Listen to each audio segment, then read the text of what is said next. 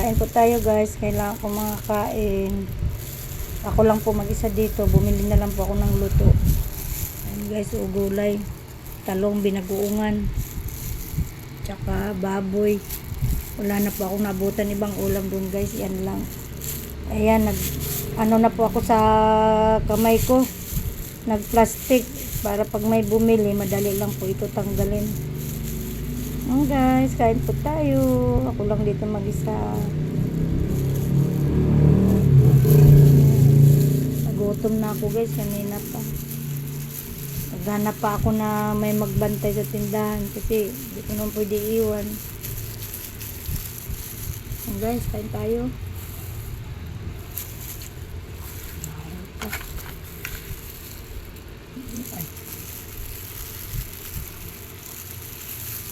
Lagi wala dito yung partner ko. Pag tinatawag doon, punta ka agad. Tapos, minsan hindi umuwi. Minsan 4 na araw. Sa gusto lang niya bumalik dito.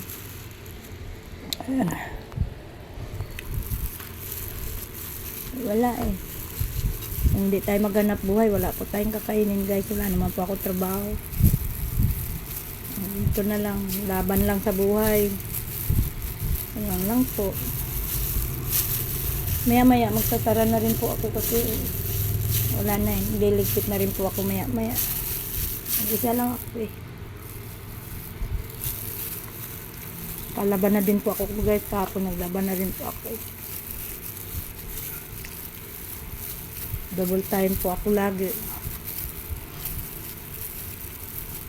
Hindi ko naman po hindi ako gagawa. Hindi ako kikilos kasi wala. Salamat sa Diyos. Rabain pa yun ng buhay ko. Isa na lang din po ako sa buhay guys. Wala na po ako mga magulang. Kaya hindi po pwede na wala po akong hanap buhay. Wala naman po mga katulong sa buhay ko. Pag ako magkasakit, ako mawala. Tapon na lang ako. Laban lang.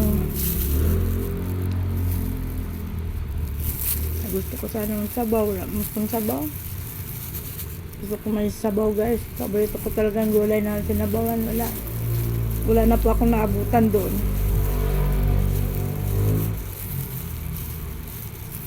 Tagal ko kasi nakaalis kasi nag-aantay pa ako. Naghahanap ako kung sino nga magbantay dito. Dali-dali agad ako bili ng ulam.